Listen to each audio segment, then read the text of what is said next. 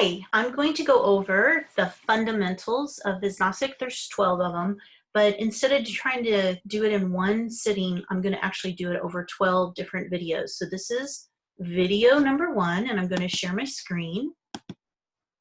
I'm actually sharing my application, not my screen. So this is what we're going to do, and this is the top tips for Visnostic sales and marketing.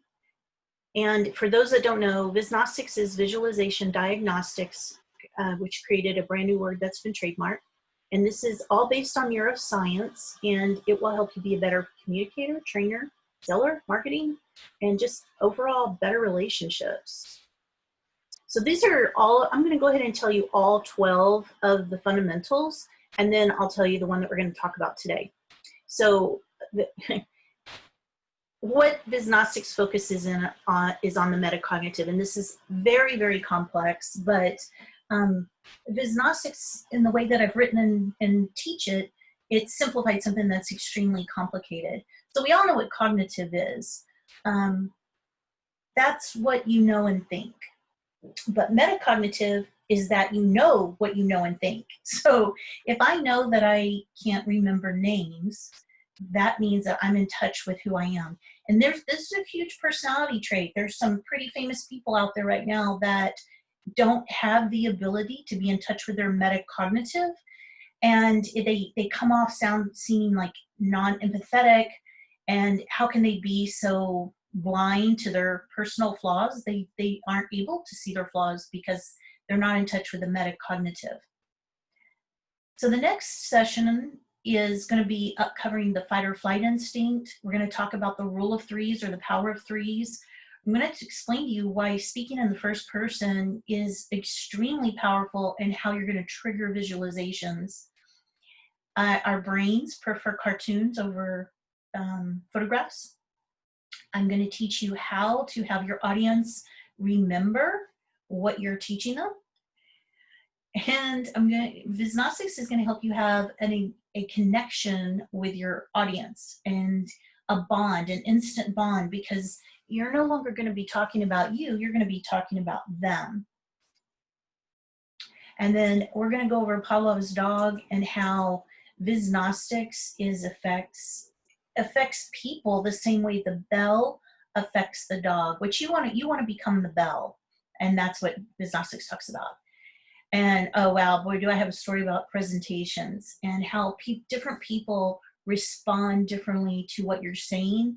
And we are lazy. We tend to focus in on the person that's paying attention and ignore the people that are zoning out.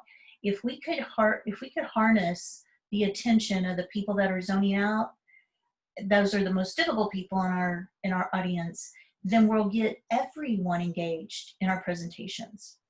Visnostics teaches that words are subjective. You know, you say a word money and people see different things. Our brains prefer movement. So we'll go over that, and then we'll go over how all of this together, the difference between vendor speak and client speak is very powerful. And you have to know these 12 fundamentals to get the real meat in Visnostics. This one thing right here, a green $sign, a red clock, and a red toolbox. It doesn't care. It can be a black toolbox. These 3 graphics represent the RTH formula. And it is the most powerful thing. It's the way that I have been successful in my career. I just didn't know what to call it until I started writing books about it. So, and today we're going to talk about the first one, the cognition, what you know and you think, and the metacognition. The metacognitive is the word I prefer to say. It's how people think about their own thinking.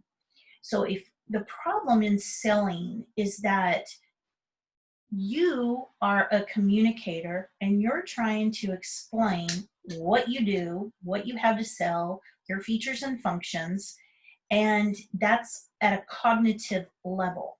And what your audience is having to do is translate all of the things that you're teaching them into why do they care. What we have to do as salespeople is stop talking at a cognitive level of features and functions and what we do, and start talking about how their life is going to be better. We have to translate our cognitive features and functions into a metacognitive so that the audience can relate to it. So that's it for session number 1. And we'll touch on each one of these a little bit more in each separate session.